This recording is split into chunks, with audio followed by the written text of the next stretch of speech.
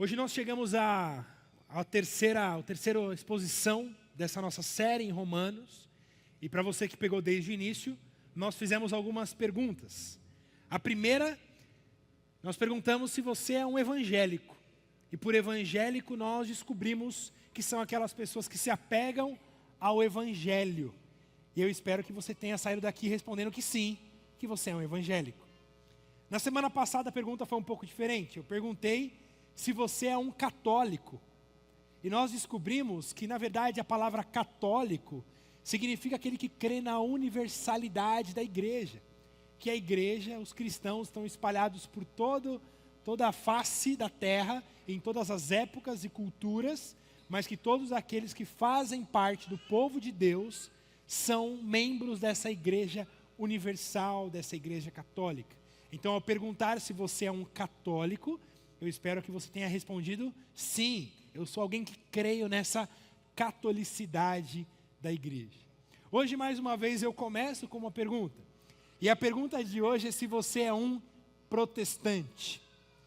E eu também, da mesma forma, espero que você saia daqui hoje respondendo sim, eu sou um evangélico, católico, protestante. Por isso, eu quero te convidar a abrir a sua Bíblia no livro de Romanos, no capítulo 1. Hoje nós leremos apenas 2 versículos, os versículos 16 e 17. Romanos 1, 16 e 17.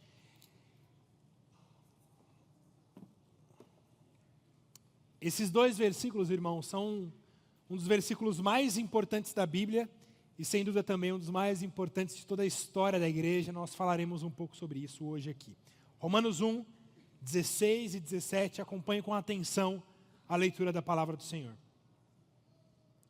Pois não me envergonho do Evangelho, porque é o poder de Deus para a salvação de todo aquele que crê, primeiro do judeu e também do grego, visto que a justiça de Deus se revela no Evangelho, de fé em fé, como está escrito, o justo viverá pela fé. Quero ler mais uma vez. Pois não me envergonho do Evangelho, porque é o poder de Deus para a salvação de todo aquele que crê, primeiro do judeu e também do grego, visto que a justiça de Deus se revela no Evangelho, de fé em fé, como está escrito, o justo viverá pela fé. Eu quero lembrar com vocês, antes de entrarmos especificamente nesse texto, do versículo 15, o versículo que vem anterior a esse 16, em que Paulo, depois de falar sobre a igreja de Roma, ele diz, por isso, quanto está em mim, estou pronto a anunciar o evangelho também a vós outros em Roma. Paulo, depois de toda a sua apresentação, toda a sua introdução à igreja de Roma, ele diz, eu estou pronto a pregar esse evangelho, eu estou pronto a anunciar esse evangelho em todo lugar que eu for e também entre vocês aí em Roma. De fato, o que nós vemos na vida do apóstolo Paulo é que Paulo entregou a sua vida para anunciar esse evangelho, para anunciar essa mensagem. Paulo, em todo lugar que ele chegava, em cada nova cidade que ele ia, ele já buscava ali uma sinagoga, algum ambiente em que ele pudesse expor essa mensagem, proclamar essa mensagem do evangelho. E o que nós vemos é que essa ação de Paulo, essa postura de Paulo, custou muito caro para ele. Paulo continuamente era expulso da cidade, Paulo foi apedrejado, Paulo foi perseguido, Paulo foi preso e finalmente Paulo foi morto por causa da mensagem do evangelho.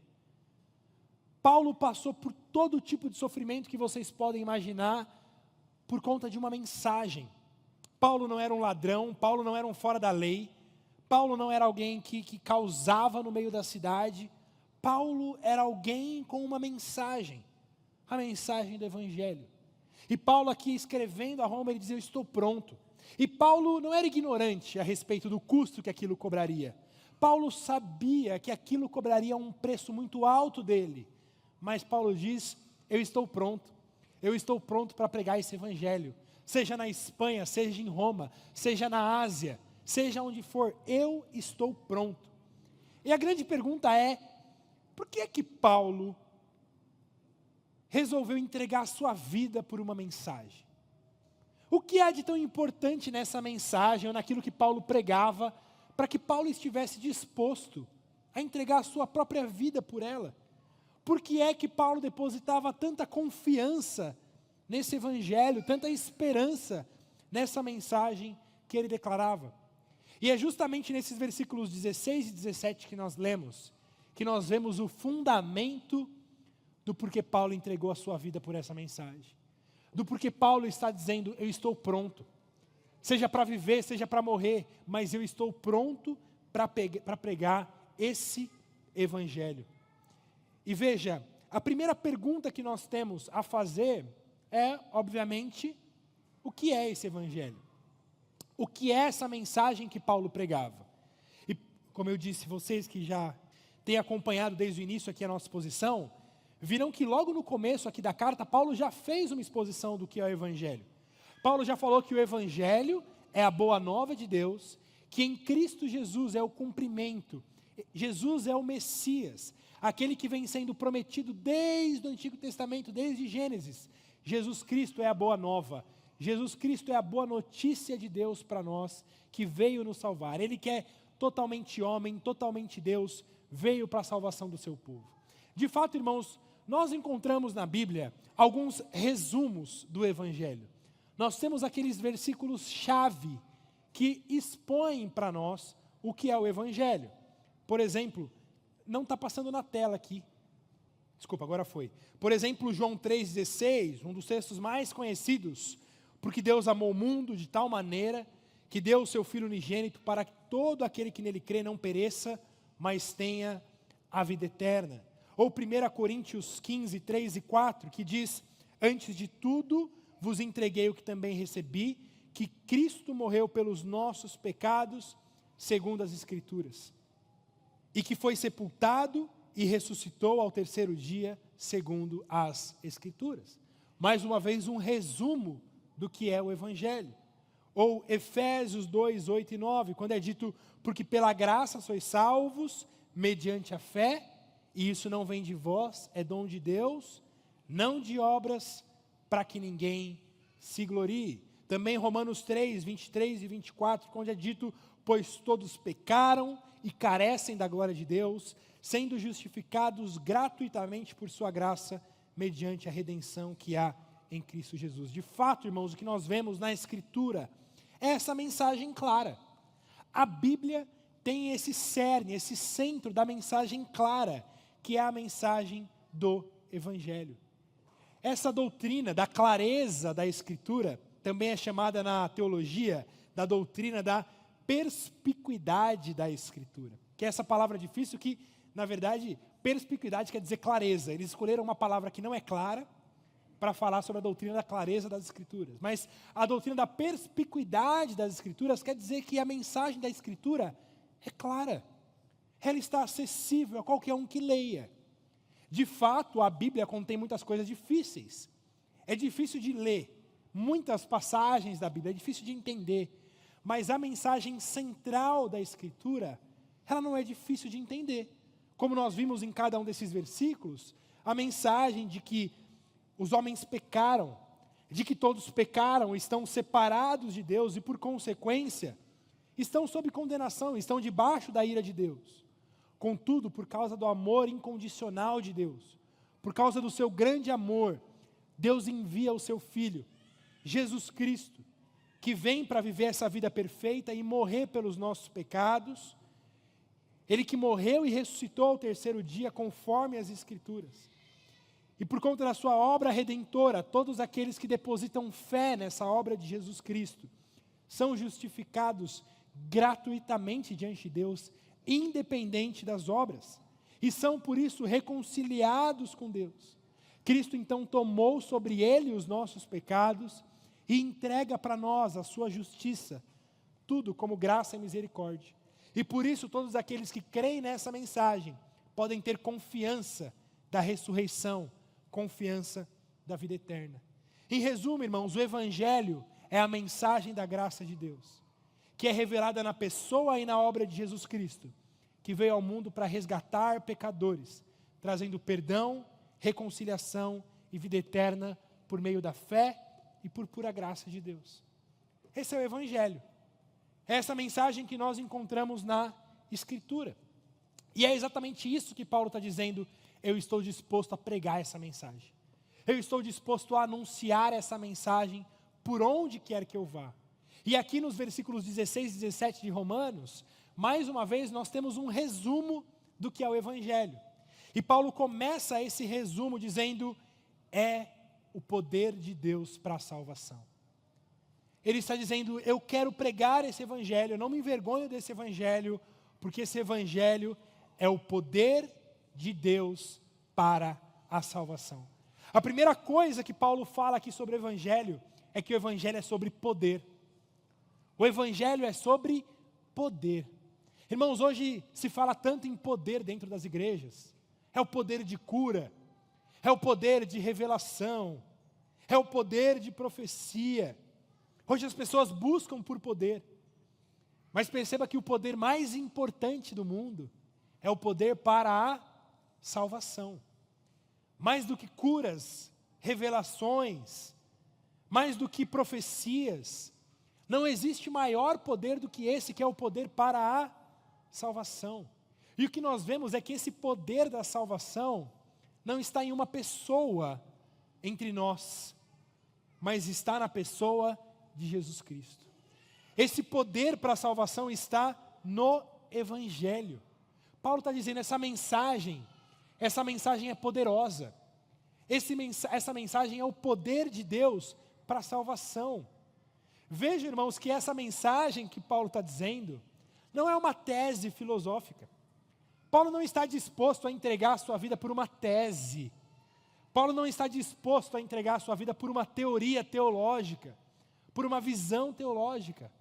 Paulo está entregando a sua vida pelo poder de Deus para a salvação. É por isso que Paulo está tão convicto e diz: eu estou pronto. Ele sabe que aquilo que ele está pregando não são palavras ao vento, mas é que por meio dessa mensagem, Deus salva pessoas.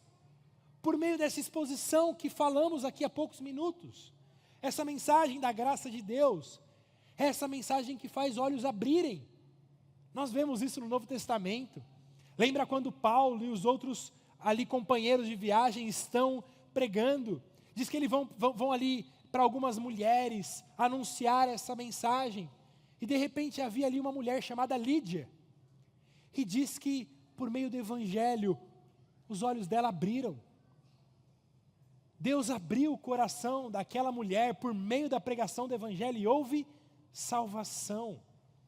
É dito ainda que enquanto os discípulos pregavam esse Evangelho, eles eram zombados por muitos judeus. Muitas pessoas zombavam dessa mensagem. Isso é um absurdo, essa mensagem de que Jesus Cristo é o Messias que veio salvar o mundo. Mas é dito também que todos aqueles que haviam sido destinados para a vida creram nessa mensagem e foram salvos. Vejam, irmãos, que essa mensagem que Paulo anunciava era usada por Deus para abrir os olhos de pessoas. E é bem provável que vários de vocês aqui possam dar esse mesmo testemunho. Que em algum momento, ao ouvir a mensagem do Evangelho, os seus olhos foram abertos, seus ouvidos foram abertos. Que em algum momento, diante de tanto barulho, de tanta confusão, ao ouvir o Evangelho, você disse: é isso aquilo que eu procuro, é isso, eu estou salvo, eu creio nessa mensagem, eu creio em Jesus Cristo, eu creio nessa obra, e você também teve os seus olhos abertos, os seus ouvidos abertos. É por isso que o Evangelho é chamado aqui como poder de Deus para a salvação. Só o Evangelho é capaz de produzir esse milagre em nós, de abrir olhos, de tirar escamas, de abrir ouvidos, para que vejam, ouçam e creiam na mensagem do Evangelho.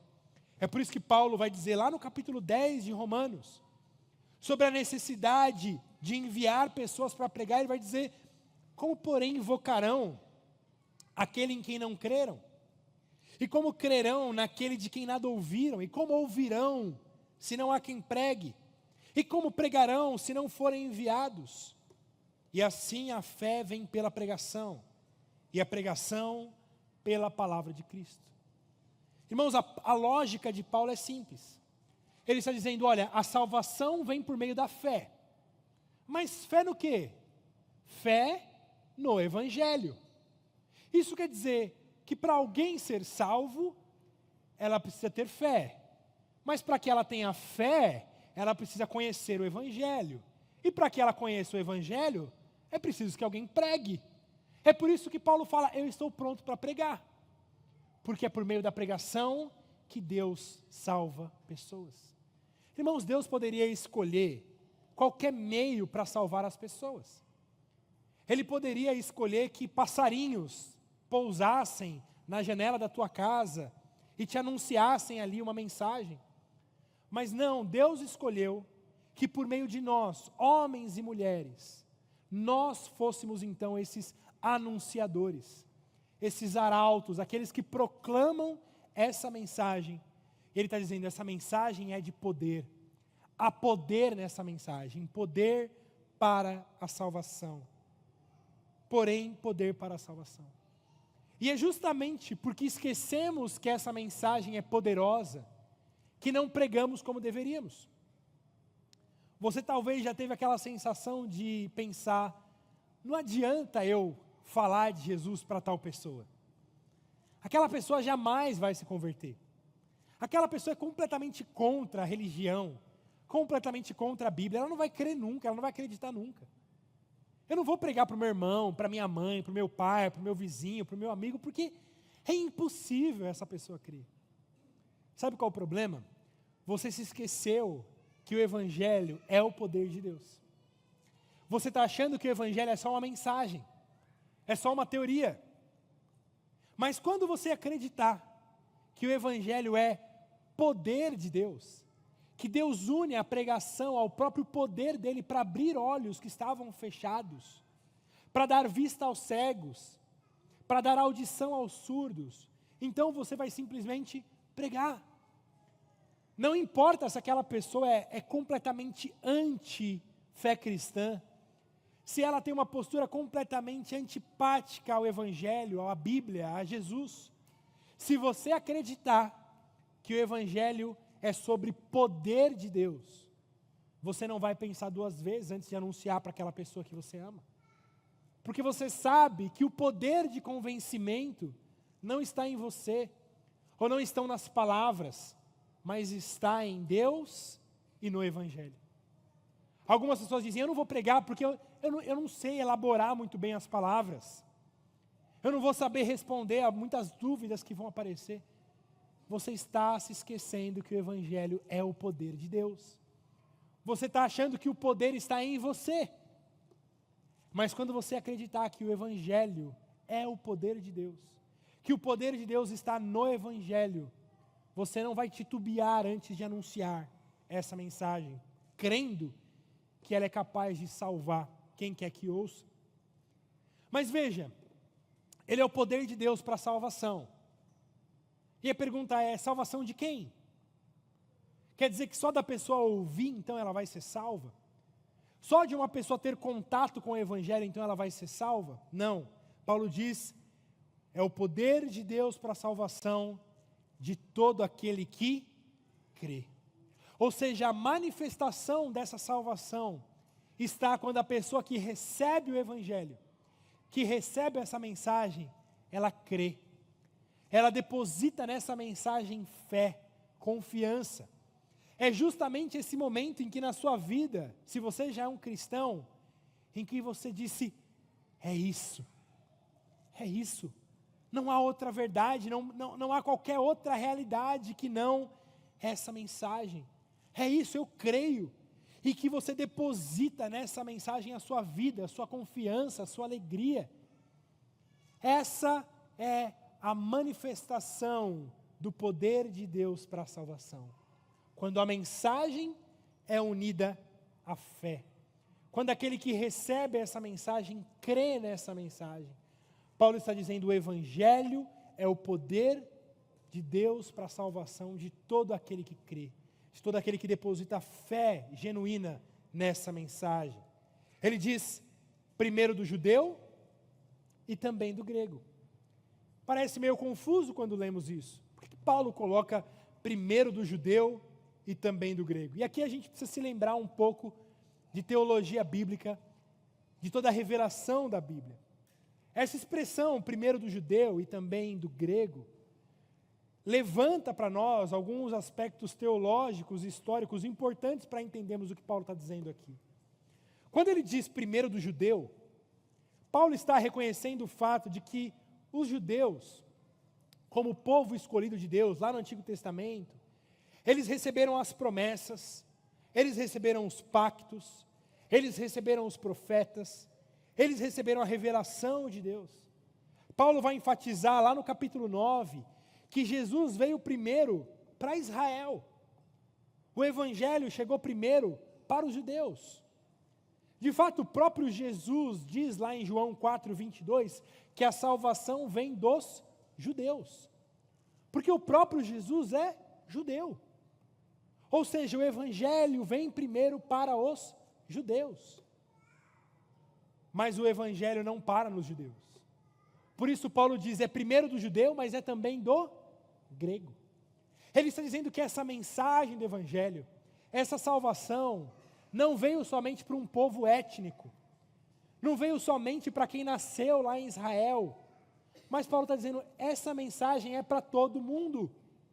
É para os judeus, sim, Deus não desprezou o seu povo, mas é também para o grego, é também para o gentio, é também para o brasileiro. Essa mensagem é para todo aquele que crer. O que Paulo está dizendo é, essa mensagem é universal. Por isso eu prego aonde for. Por isso eu não me envergonho do evangelho. Por isso eu quero pregar em Roma, mas eu quero também pregar na Grécia. Eu quero também pregar na Espanha. Por isso eu prego em todos os lugares. E o que nós vemos nessa frase, né, primeiro do judeu e também no grego, é um resumo do próprio ministério do apóstolo Paulo. Vocês se lembram que o apóstolo Paulo foi chamado de um apóstolo para os gentios. Um apóstolo separado para pregar aos gentios, aqueles que não eram judeus. Mas se você se lembrar, no ministério de Paulo, em qualquer cidade que ele chegava, qual que era o primeiro lugar onde Paulo ia pregar? Paulo ia para uma sinagoga. Paulo chegava numa cidade e ele procurava uma sinagoga para pregar o evangelho. Ou seja, Paulo na sua própria vida, ele manifesta isso, que o evangelho é primeiro para o judeu, mas ele não para na sinagoga. Esse evangelho extrapola a sinagoga e é anunciado por todo lugar, para todo aquele que crê. Lembre o que é dito, Jesus veio para o que era seu, mas os seus não receberam. Mas todos quantos receberam, deu-lhes o poder de serem feitos filhos de Deus. Os quais não nasceram da carne, nem do sangue, ou seja, não é uma questão étnica, não é uma questão de onde você nasceu, não é uma questão de ancestralidade, não é uma questão de pedigree, é uma questão de fé. Por isso a Bíblia diz, não depende do sangue, da carne, nem da vontade do homem, mas da vontade de Deus. São nascidos de Deus. Por isso, quando Paulo diz, esse evangelho é o poder de Deus para a salvação de todo aquele que crê, primeiro do judeu e também do grego, ele está dizendo, a mensagem do evangelho é para todos. Para todo aquele que crê, ele pode encontrar salvação no evangelho. Por quê? Por que que assim? Paulo explica no versículo 17. Visto que a justiça de Deus se revela no evangelho. A justiça de Deus se revela no evangelho. Meus irmãos, essa pequena frase já deu dor de cabeça para muita gente por toda a história da igreja. A justiça de Deus se revela no evangelho. Isso porque há uma grande questão quando a gente pensa sobre a justiça de Deus. Deixa aí um dedinho marcando em Romanos 1, mas abra comigo lá em Provérbios, capítulo 17. Nós passamos muito tempo estudando o livro de Provérbios, e nós inclusive passamos por esse versículo que leremos agora, Provérbios 17, 15.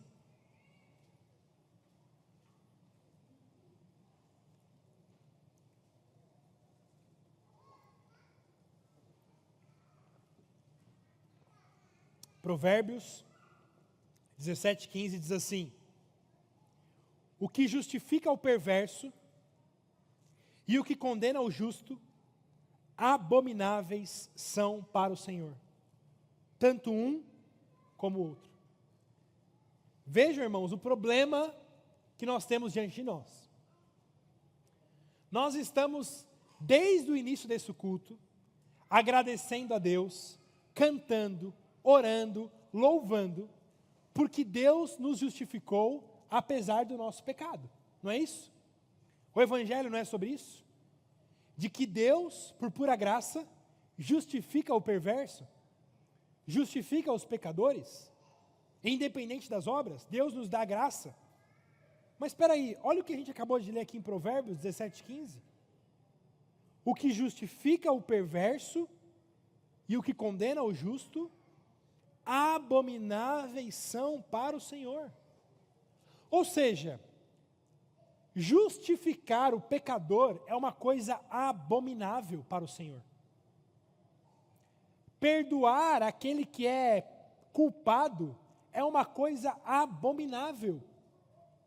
Como que então nós podemos agradecer a Deus, louvar a Deus, porque Ele nos justificou apesar da nossa perversidade, apesar do nosso pecado?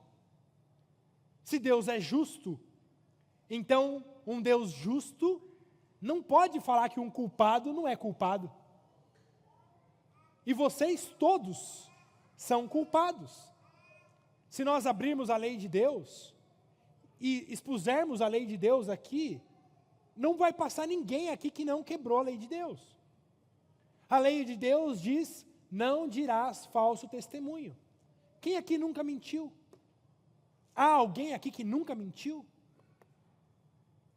A Bíblia diz: não cobiçarás. Há alguém aqui que nunca cobiçou?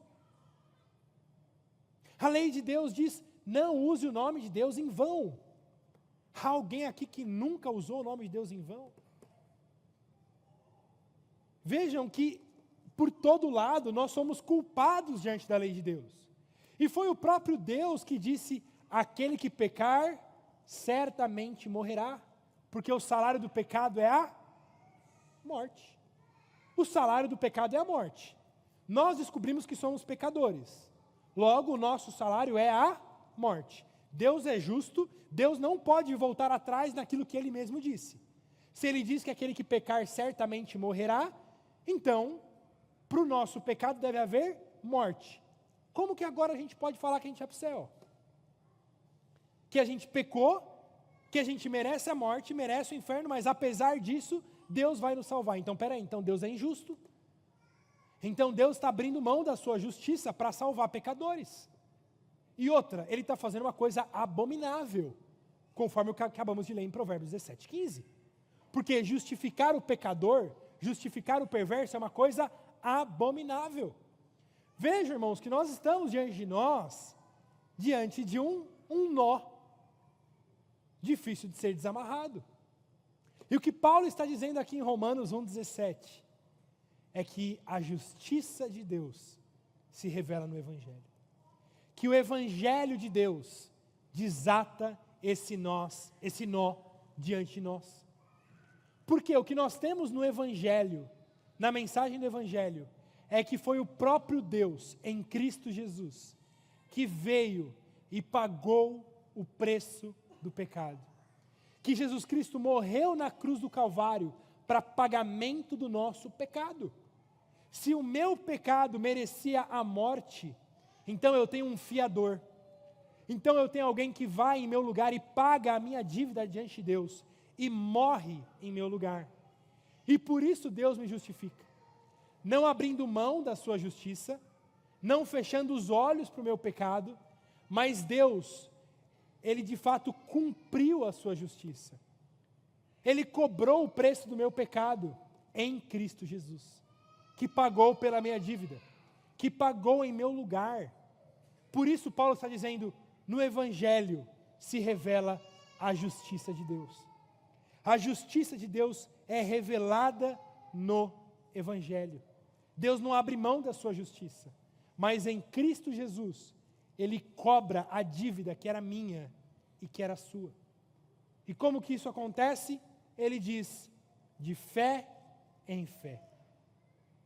Nós alcançamos o perdão dos pecados, nós alcançamos o pagamento dessa dívida, não fazendo coisas para diminuir a nossa dívida, não fazendo boas obras para que a nossa dívida diminua, mas somente por meio da fé. Ou seja, a justiça de Deus, ela é concedida a nós, ela é imputada a nós, não por meio das boas obras, mas unicamente por meio da fé. Basta que alguém creia nessa mensagem. Basta que alguém tenha confiança nessa mensagem. E a justiça de Deus é então revelada a nós. É revelada a nós e a todo aquele que crê. E por isso, Paulo encerra, lembrando o que está escrito lá em Abacuque 2:4. Porque o justo viverá pela fé. Veja, irmãos, o justo. Quem é o justo? Se nós acabamos de ver que não há nenhum justo, que todos pecaram, se nós acabamos de ver que todo mundo quebrou a lei de Deus, como que ele está dizendo que pode haver um justo? Ele está dizendo sim, o justo vive. Vive como? Pela fé. É pela fé que somos justificados diante de Deus, que nossos pecados são apagados diante de Deus, que a obra de Cristo Jesus é derramada sobre todos aqueles que creem. Por isso ele está dizendo, o justo, ele vive, ele nasce, ele se mantém por meio da fé nessa mensagem do Evangelho. Irmãos e amigos, agora em 31 de outubro, nós celebraremos 507 anos da Reforma Protestante. E foi justamente lendo esse texto que Lutero viu a luz do Evangelho. Lutero era um monge da Igreja Católica, e Lutero estava imerso no ambiente da Igreja Católica, que é uma religião de obras. A Igreja Católica é uma religião de obras. Uma ideia de que, para que eu seja abençoado por Deus, eu preciso fazer coisas. Eu olho o meu pecado, e o meu pecado precisa ser apagado diante de Deus. Por isso eu preciso fazer obras, para que esse meu pecado seja diminuído. E Lutero vivia então atormentado por esse medo da justiça de Deus. Ele sabia que Deus é justo, e sabia do seu próprio pecado. Por isso Lutero se esforçava o tempo todo para criar obras, para produzir boas obras, para que o seu pecado fosse diminuído, para que o seu pecado fosse perdoado. Ele entendia, como eu disse, essa justiça de Deus. O que Lutero não entendia é que essa justiça de Deus se dava por meio da fé. Mas ele entendia que era por uma vida de autonegação, pela vida de boas obras, pela vida de práticas religiosas rigorosas, que ele encontraria essa justificação. Por isso, na sua primeira biografia, escrita por Philip Melanchthon, em 1549, Melanchthon, que era um amigo muito próximo de Lutero, diz que Lutero, por volta dos seus 20 anos, entrou no mosteiro agustiniano, e Lutero superava a todos nas suas práticas espirituais. Lutero, ele era completamente vidrado, obcecado em apagar pecados. Ele fazia extremos jejuns, autoflagelação, orações longas e prolongadas. É dito que Lutero ficava horas no confessionário, se confessando para o seu superior na ordem monástica. E é dito, inclusive, na sua biografia, que depois ali de um longo período se confessando, porque ele precisava lembrar de todos os pecados. Senão, ele encontraria a justiça de Deus.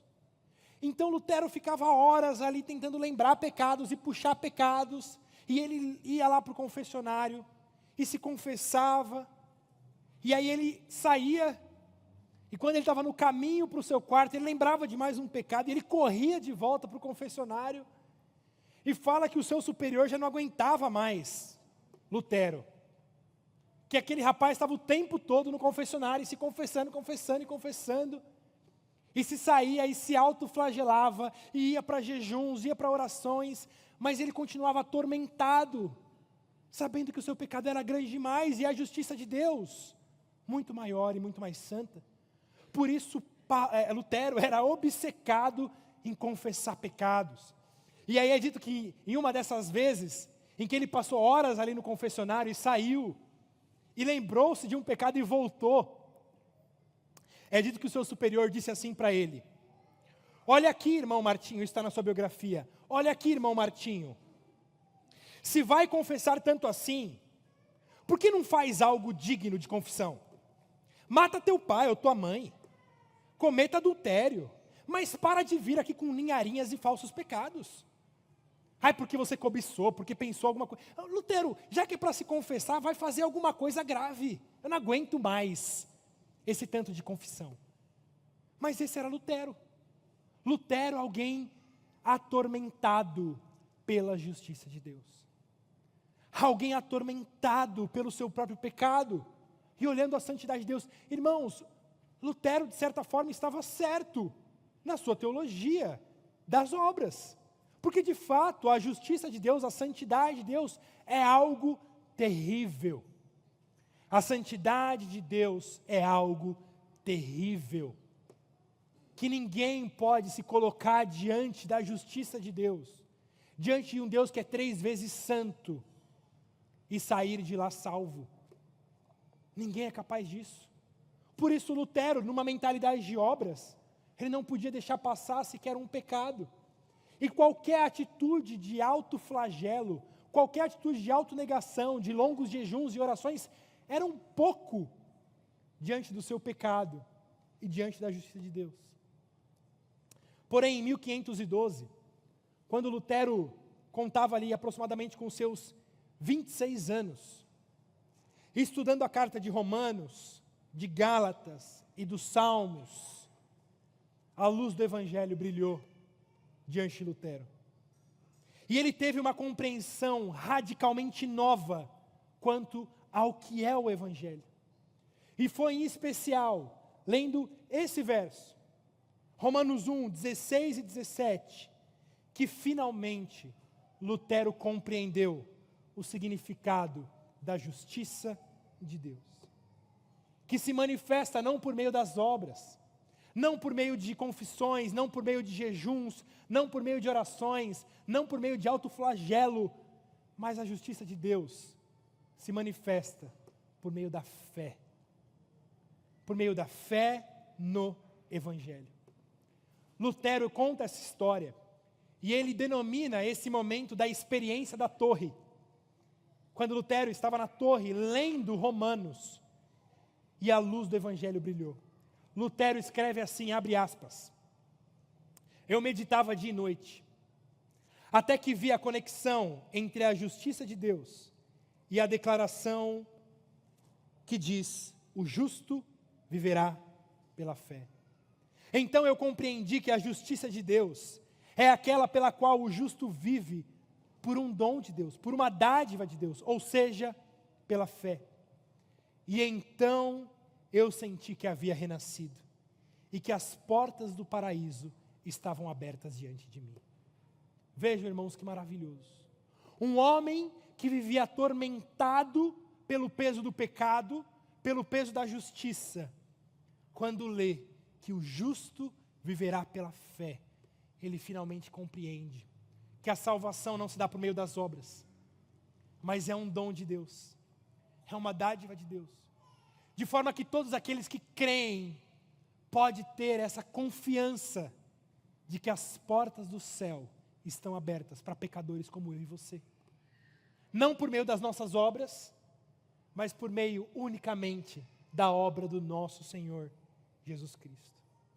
Essa experiência da torre foi o ponto de partida para a doutrina central da reforma protestante, que é da justificação somente pela fé. O sola fide. Sola fide, somente a fé. E foi com base nessa doutrina do somente a fé que toda a reforma protestante se desenrolou. Essa doutrina que ensina que a única forma em que pecadores podem ser justificados diante de Deus é por meio da fé em Jesus Cristo. Meus irmãos, essa doutrina do sola fide não é algo que foi relevante somente para a Europa do século XVI. Mas ainda hoje é uma doutrina que precisa ser pregada e anunciada por nós, aqui em São Bernardo, no nosso tempo. A nossa igreja se chama Igreja Batista Reformada, justamente porque entendemos que essa mensagem continua com um tom de urgência em nossos dias. Porque também em nossos dias, as igrejas se curvaram ao evangelho das obras. Em muitas igrejas, inclusive ditas evangélicas, igrejas com placa de igreja batista, têm pregado, anunciado um evangelho das obras. O falso evangelho das obras, em que as pessoas poderão ser salvas mediante as obras, aceitando Jesus, se batizando, dando dízimo, indo para a igreja, e assim elas vão ser aceitas diante de Deus. Veja, nada muito diferente do que era Lutero dentro do monastério. O que muda? As práticas. Para o católico, ele precisa se confessar. Para o evangélico, ele tem que dar o dízimo. Para o católico, ele tem que fazer jejuns, ele tem que fazer promessas. Para o evangélico, ele tem que se batizar, ele tem que ir no acampamento e queimar pecados na fogueira. Ele precisa, enfim, vocês sabem disso. Mas o que há em nossos dias é, mais uma vez, essa mensagem, essa religião das boas obras. Por isso nós precisamos mais uma vez anunciar e crer nessa mensagem do sola fide. Ontem foi dia 12 de outubro, conhecido como, para nós é o dia das crianças, né? Mas para muitos brasileiros é o dia da padroeira de Nossa Senhora Aparecida. E se você ligou a TV, se você entrou em qualquer portal de notícias, você viu o que nós vemos todos os anos. Romeiros andando quilômetros e quilômetros a pé rumo ao santuário de Aparecida. E fazem isso por quê? Com o mesmo objetivo que Lutero fazia.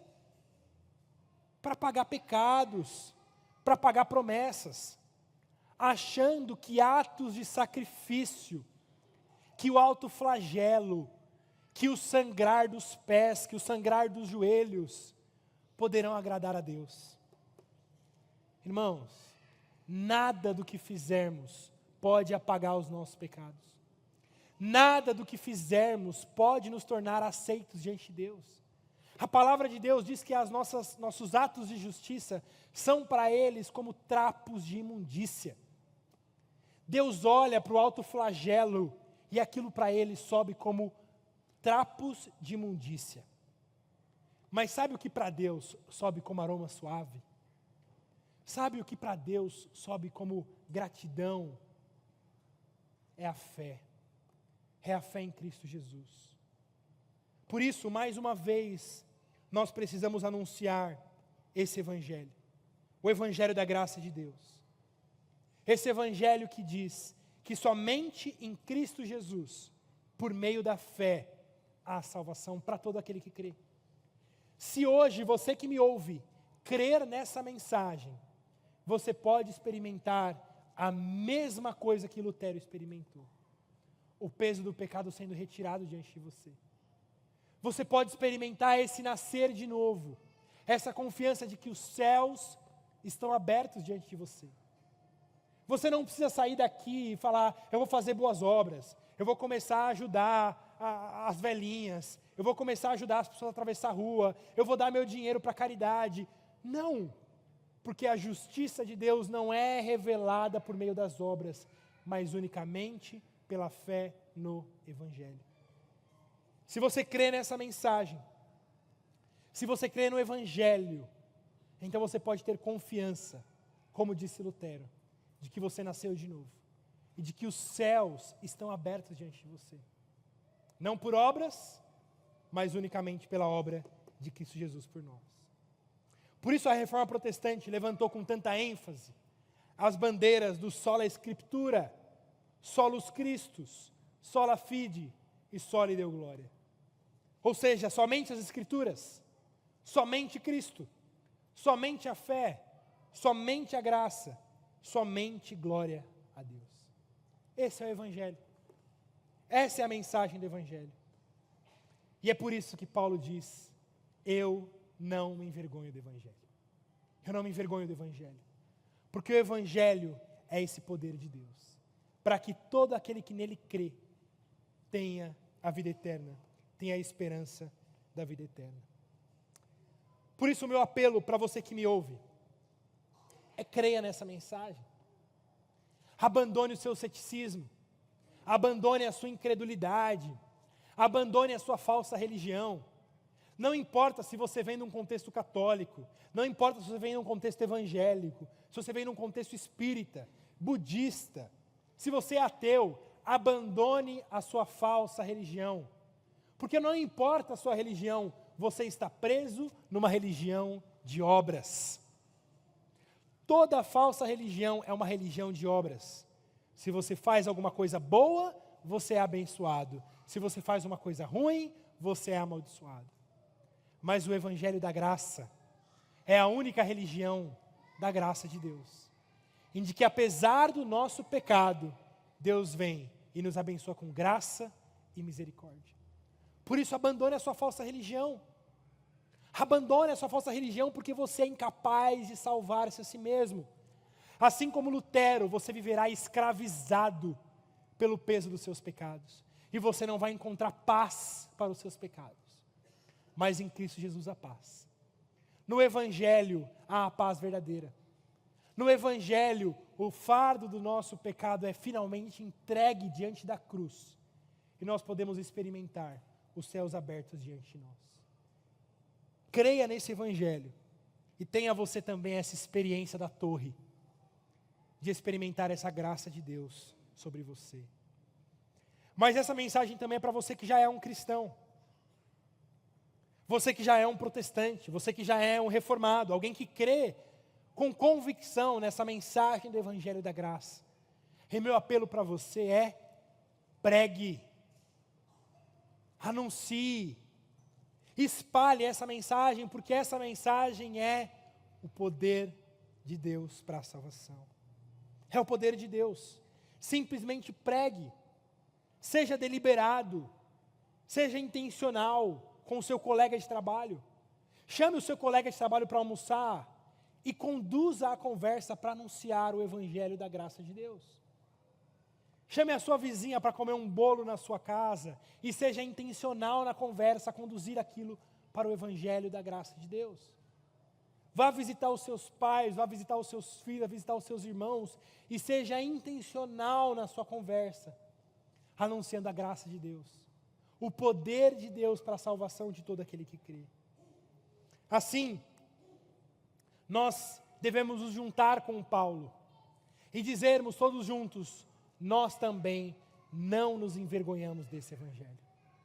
Esse Evangelho que nós cremos e pregamos, que nós confiamos e anunciamos. Assim, irmãos, seremos verdadeiros protestantes. Eu abri esse sermão perguntando se você é um verdadeiro protestante. E eu espero que ao final você tenha dito: sim, eu sou um protestante. Alguém que protesta contra o falso evangelho, contra o evangelho das obras, contra o evangelho incapaz de salvar qualquer um. O verdadeiro protestante é aquele que crê e que prega o evangelho da graça de Deus, que se revela no Evangelho, em Cristo Jesus, de fé em fé, porque o justo viverá pela fé. Eu quero encerrar lendo todos juntos esse texto de Romanos 1, 16, 17. Vamos juntos? Pois não me envergonho do Evangelho, porque é o poder de Deus para a salvação de todo aquele que crê, primeiro do judeu e também do grego, visto que a justiça de Deus se revela no Evangelho de fé em fé, como está escrito, o justo viverá pela fé. Amém. Louvado seja o nosso Deus. Feche seus olhos. Senhor, nós te louvamos pela mensagem do Evangelho. Nós te louvamos pela obra de Cristo Jesus em nosso lugar, que derramou o seu sangue para pagamento dos nossos pecados. Ajuda-nos, ó Deus, a também não termos vergonha desse Evangelho, mas a depositarmos nele toda a nossa fé e confiança, para que, por meio do Evangelho, tenhamos essa segurança da salvação em Cristo Jesus. E possamos também anunciar a todos aqueles com quem convivemos essa mensagem do poder do Senhor para a salvação. Produza em nós essa confiança, essa certeza no Evangelho, sabendo que nada mais é poderoso para salvar o pecador. Ajuda-nos e fortaleça a nossa fé nesse Evangelho da graça de Deus. Em Cristo Jesus. Amém.